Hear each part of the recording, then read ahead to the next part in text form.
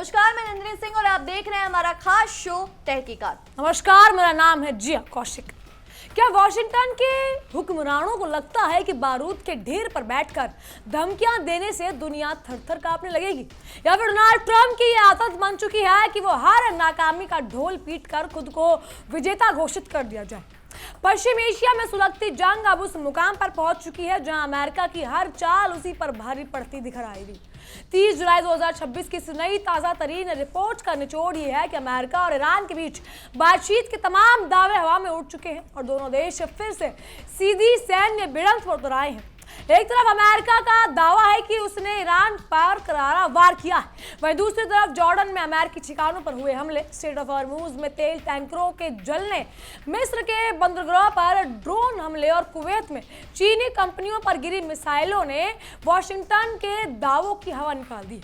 आइए इस पूरे घटनाक्रम की एक एक परत को उधेड़ते हैं और देखते हैं कि कैसे अमेरिकी शेखीबाजी में इस क्षेत्र को तबाही के मुहाने पर लाकर खड़ा कर दिया। बिल्कुल, डोनाल्ड ट्रंप का मिजाज ऐसा है मानो रस्सी जल गई पर बल नहीं गया। ओवल ऑफिस में बैठकर बड़ी बड़ी बातें करना बेहद आसान होता है और यही काम ट्रंप साहब रोज कर रहे हैं। जॉर्डन में अमेरिकी सैन्य ठिकानों पर ईरान के हमले के बाद ट्रंप ने गरजते हुए कहा था कि ईरान ने माफी तो मांगी, लेकिन हम उन्हें थोड़ा सबक तो सिखाना पड़ेगा।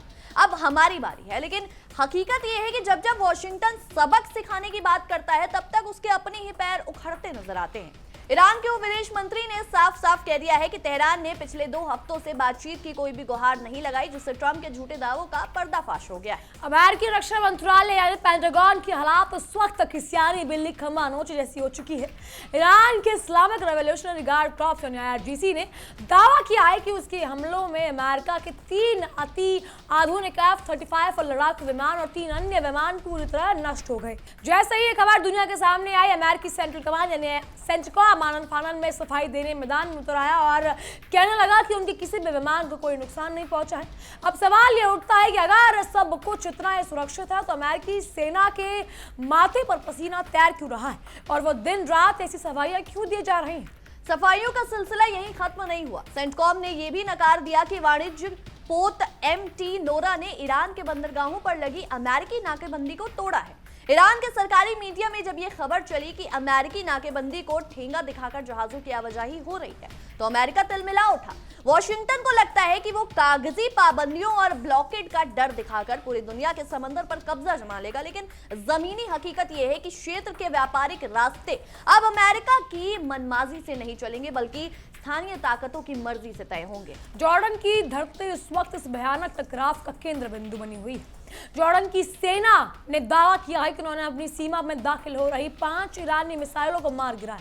हालांकि इसमें कोई जान माल का नुकसान नहीं हुआ, लेकिन IRGC ने तुरंत बयान जारी कर पुष्टि की कि उनका अपना निशाना जॉर्डन का अल अज़रक एयरबेस था, जहां अमेरिकी निशाना या अमेरिकी सेना ने अड्डे और लड़ाकू विमान तैनात रहते हैं।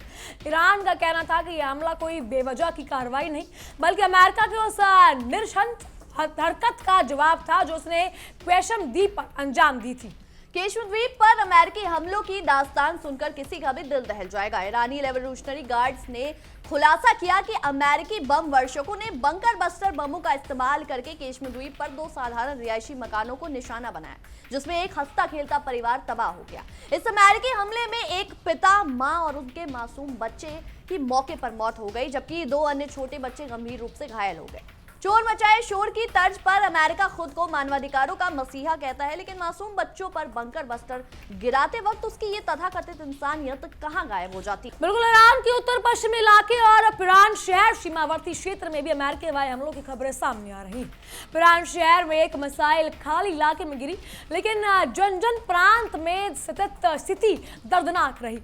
एक एजेंसी के मुताबिक IRGC की अंसार अल मेहदी शाखा में भी 3 जाबाज सदस्य अमेरिकी आतंकवादी शासन के क्रूर हमले में शहीद हो गए। अमेरिकी सेना हर हमले के बाद दावा करती है कि उसने केवल सैन्य कमांड और मिसाइल सुविधाओं को निशाना बनाया है, लेकिन बेगुनाह लोगों को और स्थानीय रक्षकों का खून उनके हाथों पर साफ देखा जा सकता है। बिल्कुल, सेंट्रल कमांड ने सोशल मीडिया पर बड़े गर्व से घोषणा की कि उन्होंने 2 घंटे से अधिक समय तक चलाए एक भारी हमले में IRGC के दर्जनों ठिकानों को तबाह कर दिया। इसमें मिसाइल और ड्रोन ठिकाने, तटीय निगरानी केंद्र और वायु रक्षा प्रणालियां शामिल बताई गई, लेकिन अमेरिका शायद ये भूल रहा है कि ये आग से खेलने जैसा है। आप जितनी ज्यादा चिंगारियां भड़काएंगे, लपटें उतनी ही तेज आपके घर तक पहुंचेंगी। थोड़े समय की शांति के बाद दोबारा शुरू हुई ये जंग साबित करती है कि वॉशिंगटन के पास इस दलदल से निकलने की कोई रणनीति नहीं बची। जंग का ये दायरा अब केवल ईरान या जॉर्डन तक सीमित नहीं रहा, बल्कि इसके अंदर डेमिटा बंदरगाह अभी तक फैल चुका है। मिस्र के भूमि मध्यस्थ बंदरगाह पर खड़े एक अमेरिकी समावत्व वाले LNG फ्लोटिंग स्टोरेज जहाज पर अचानक ड्रोन से हमला हो गया। इस ड्रोन हमले के कारण जहाज में भीषण आग लग गई, जिसने पास में खड़े एक ग्रीक समावत्व वाले गैस टैंकर को भी अपनी चपेट में ले लिया। ब्रिटिश समुद्री सुरक्षा फर्म एम्ब्रे और वांगड़ के अनुसार एनर्जियस विंटर नाम के एक टैंकर पर यह हमला उसके दाहिने हिस्से में हुआ था। मिस्र के प्रधानमंत्री कार्यकाल और कैबिनेट ने गुरुवार को इस बात की आधिकारिक पुष्टि कर दी कि डेमिटा बंदरगाह पर लगी आग कोई इत्तेफाक या हादसा नहीं था, बल्कि एक सीधा ड्रोन हमला था।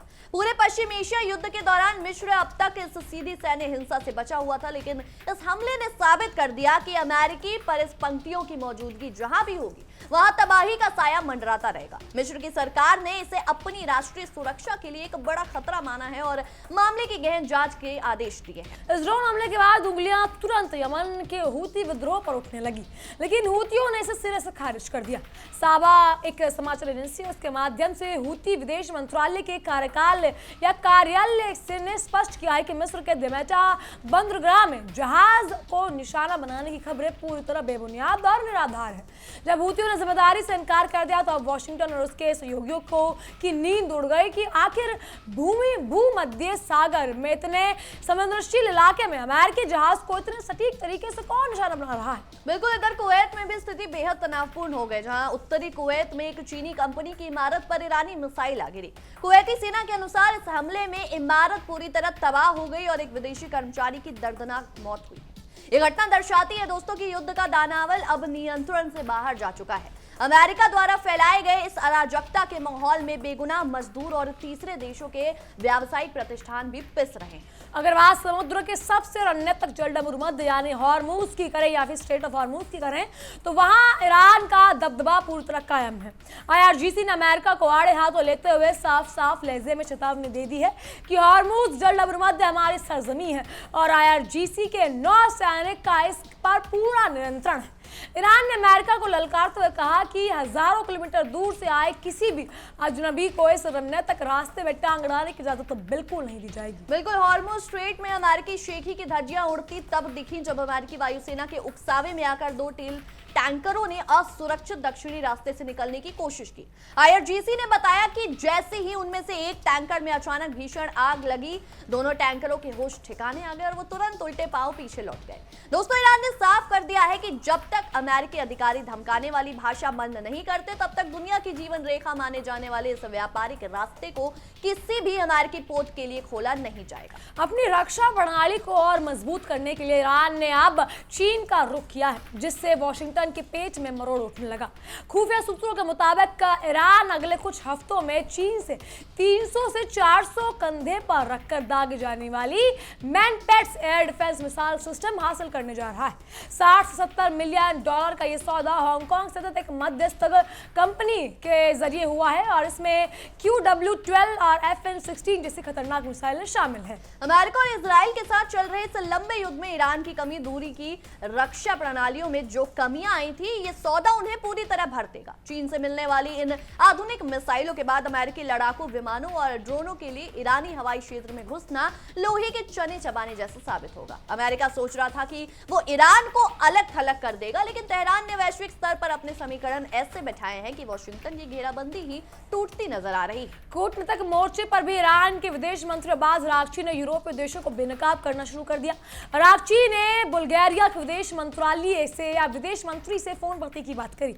उन्होंने बुल्गारिया द्वारा अपने बेजमेर एयरबेस पर अमेरिकी सैन्य विमानों की तैनाती के लिए देने के लिए फैसले का कड़ा विरोध जताया और कहा कि किसी तीसरे देश की धरती का इस्तेमाल ईरान के खिलाफ आक्रामकता के लिए होने देने की कतई बर्दाश्त नहीं किया जाएगा। बिल्कुल इसी तरह ईरानी विदेश मंत्री ने साइप्रस के विदेश मंत्री कॉन्स्टेंटिनोस कोम्बस से भी सीधी बात की और चेतावनी दी कि साइप्रस में मौजूद विदेशी सैन्य ठिकानों का इस्तेमाल ईरान विरोधी अभियानों के लिए नहीं होना चाहिए। ईरान ने यूरोपीय देशों को आईना दिखाते हुए साफ कर दिया कि अगर वो अमेरिका के इस अवैध आक्रामकता में साझेदार बनेंगे तो इसके परिणाम भी उन्हें भुगतने होंगे। अमेरिका दूसरों के कंधों पर बंदूक रखकर चलाने की आदत से बाज नहीं आ रहा। इस पूरे तनाव के बीच पाकिस्तान ने एक बार फिर मध्यस्थता की भूमिका में हाथ पैर मारता दिख रहा है।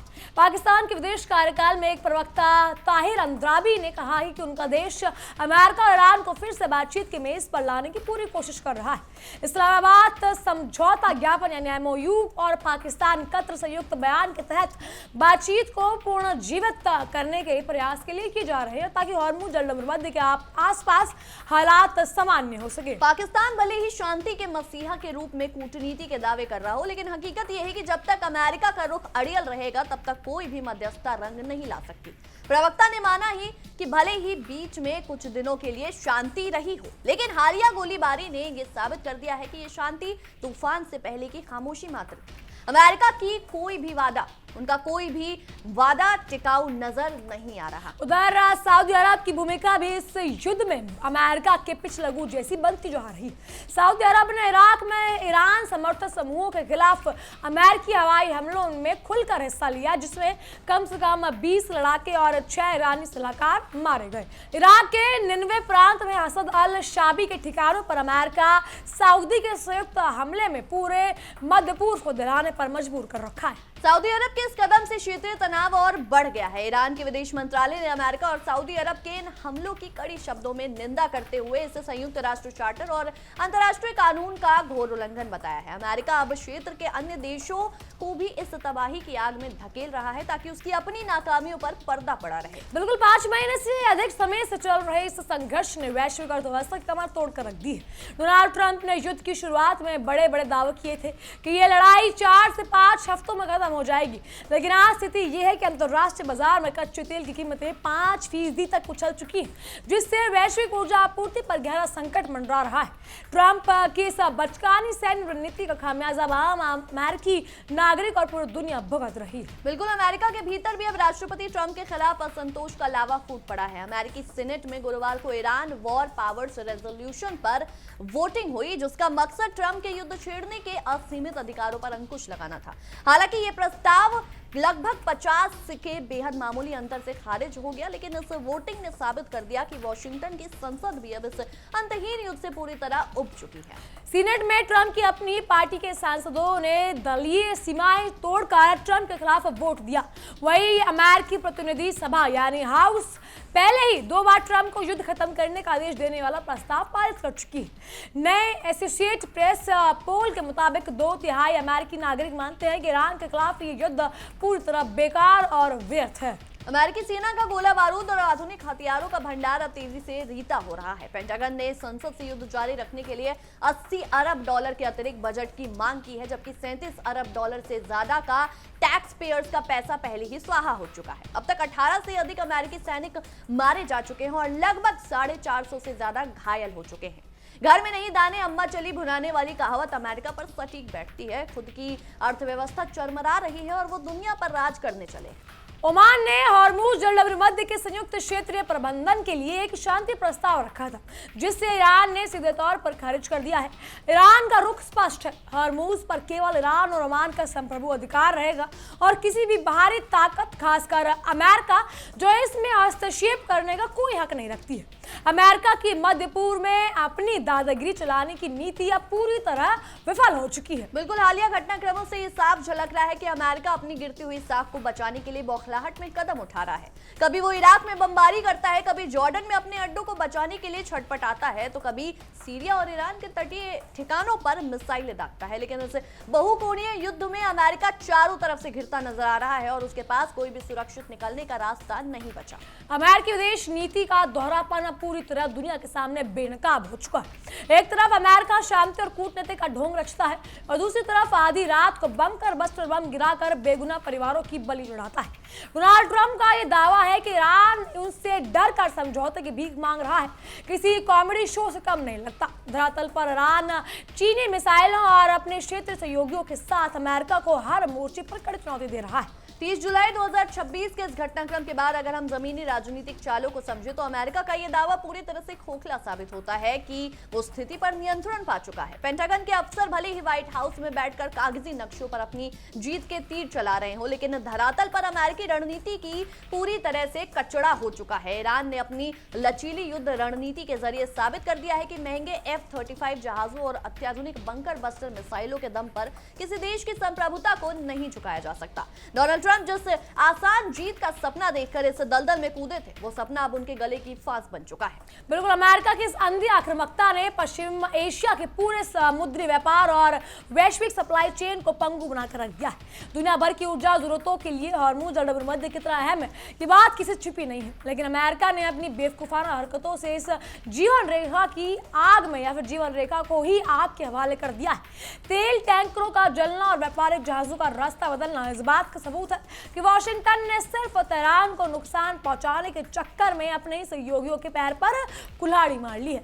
आज यूरोप से लेकर एशिया तक के देश अमेरिकी नीतियों के कारण महंगी तेल और महंगाई का दंश झेलने पर मजबूर है। ईरान के खिलाफ मोर्चेबंदी करने में अमेरिका की तथाकथित स्मार्ट डिप्लोमेसी का ये हाल है कि उसे अपने पुराने और भरोसेमंद यूरोपीय सहयोगियों पर भी दबाव बनाना पड़ रहा है। बुल्गारिया और साइप्रस जैसे देशों से ईरान के कड़े तेवर में सवाल पूछना दिखाता है कि अमेरिकी दबाव में जो देश अपनी जमीन इस्तेमाल करने दे रहे हैं, वो भी अब इस आग में झुलसने के डर से कांप रहे हैं।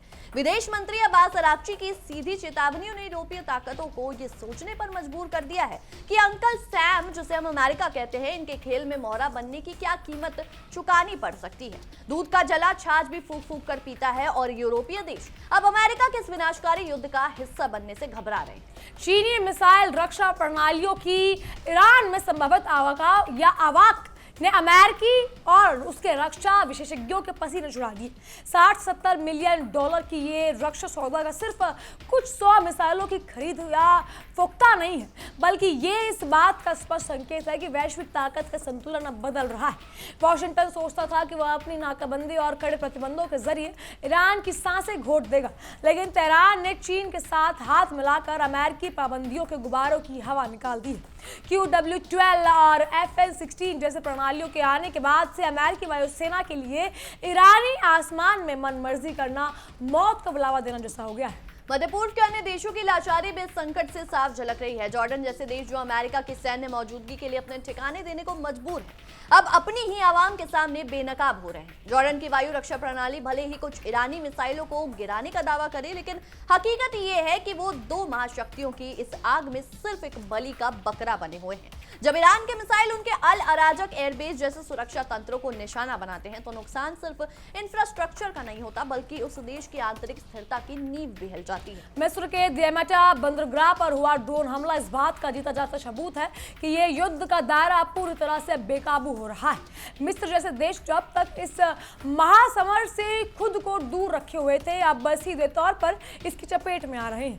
भले ही हूती विद्रोहियों ने इस हमले में अपना हाथ होने का साफ मना कर दिया है, लेकिन ये इस रिहायशी हमले ने साबित कर दिया है कि अमेरिकी समावत्त वाली संपत्तियां पूरे क्षेत्र में कहीं भी सुरक्षित नहीं है। अमेरिका की मौजूदगी भी अब उसके सहयोगियों के लिए आफत का सबब बन चुकी है। डोनाल्ड ट्रंप की बयानबाजी पर गौर करें तो ऐसा लगता है माने वो किसी रियलिटी शो की शूटिंग कर रहे हो, जहां हर नाकामी के बाद एक नया डायलॉग बोलकर जनता को बेवकूफ बनाया जाता है। उल्टा चोर कोतवाल को डांटे की तर्ज पर ट्रंप कभी ईरान पर बातचीत से भागने का आरोप लगाते हैं, तो कभी कहते हैं कि ईरान माफी मांग रहा है। लेकिन जब तेहरान के विदेश मंत्रालय ने उनके इन दावों को पूरी तरह से खारिज कर दिया, तो दुनिया के सामने ट्रंप की जंग हसाई हुई। अमेरिकी राष्ट्रपति की इस अमर्यादित और बचकानी बयानबाजी ने अंतर्राष्ट्रीय मंचों पर वॉशिंगटन के कूटनीतिक वजन को पूरी तरह से घटा दिया है। इराक और सीरिया के भीतर अमेरिकी और सऊदी अरब के साझा हमलों ने क्षेत्रीय नफरत की आग में घी डालने का काम किया है। इराक के हसद अल शाबी के ठिकानों पर बमबारी करके अमेरिका ने खुद अपने ही बनाए इराकी तंत्र के लिए खतरा पैदा कर दिया। इराक की संसद और जनता में अमेरिकी सेना को देश से खदेड़ने की मांग फिर से तेज हो रही है। वॉशिंगटन को लगता है कि ये प्रॉक्सी लड़ाकों को मारकर इस संघर्ष को जीत लेगा, लेकिन ये वो भूल चुका है कि हर एक हमले के बाद 10 नए लड़ाके अमेरिका के खिलाफ हथियार उठाने के लिए तैयार हो जाते हैं। अमेरिकी रक्षा बजट पर नजर डालें तो वित्तीय मोर्चे पर भी वॉशिंगटन की हालात आमदनी ठन गोपाल जैसी हो गई है। युद्ध का खर्च अरबों डॉलर प्रति हफ्ता पहुंच चुका है और अमेरिकी कांग्रेस में अतिरिक्त बजट पास कराने के लिए पेंटागन को एड़ियां रगड़नी पड़ रही। अपने देश के भीतर सड़कें, अस्पताल और स्कूल बदहाल हैं, लेकिन ट्रंप साहब प्रशासन टैक्स पेयर्स के खून पसीने की कमाई को मध्य पूर्व के रेगिस्तान में बारूद बनाकर उड़ाने में मस्त है। इस आर्थिक फिजूल खर्ची ने अमेरिका के भीतर आम जनता के गुस्से को 7वें आसमान पर पहुंचा दिया है। इस पूरे घटनाक्रम का सार यही है कि वॉशिंगटन का साम्राज्यवादी घमंड अब अपनी अंतिम सांसें गिन रहा है। इतिहास गवाह है कि जिसने भी अपनी सीमा से बाहर जाकर अपनी शक्ति का अंधा प्रदर्शन करने की कोशिश की है, उसका अंत अब बेहद दर्दनाक हुआ है। वियतनाम और अफगानिस्तान से किसी तरह दुम दबाकर भागने वाला अमेरिका अब पश्चिम एशिया के इस नए दलदल में भी सही सलामत बाहर नहीं निकल पाएगा। ईरान के खिलाफ युद्ध अमेरिकी सैन्य ताकत की अत्यंत या अंत की शुरुआत हो चुकी है, जहां उसकी हर चाल उसी पर उल्टी पड़ रही है। अंतिम निष्कर्ष यही निकलता है कि अमेरिका ने पश्चिम एशिया के बारूद में जो तीली दिखाई थी, उसकी लपटें अब खुद उसके अपने साम्राज्य को झुलसा रही हैं। जैसी करनी वैसी भरनी अमेरिका ने जिस दादागिरी और घमंड के बल पर इस युद्ध की नींव रखी थी, आज वही घमंड उसे दुनिया के सामने अलग थलग और लाचार बना रहा है। यदि वॉशिंगटन ने अब भी अपनी अड़ियल नीतियां नहीं बदली तो यह युद्ध न केवल ट्रंप के राजनीतिक करियर को डुबो देगा, बल्कि पश्चिम एशिया से अमेरिकी वर्चस्व का हमेशा के लिए नामो निशान मिटा देगा। बहरहाल हमारी आज के इस विशेष रिपोर्ट में इतना ही। आपके इस विषय में क्या कुछ राय है, क्या कुछ सोचते हैं, हमें कमेंट सेक्शन में जरूर बताएं। तब तक के लिए देखते रहिए इंडिया डेली 24/7 और हमारा खास शो तहकीकात, हर खबर की तह तक। देखिए इंडिया डेली 24/7 अब आपके स्मार्ट टीवी पर। इंडिया डेली मौजूद है सभी डिजिटल प्लेटफॉर्म पर लाइव और लगातार। इंडिया डेली 24/7 हर दिन राष्ट्र को समर्पित।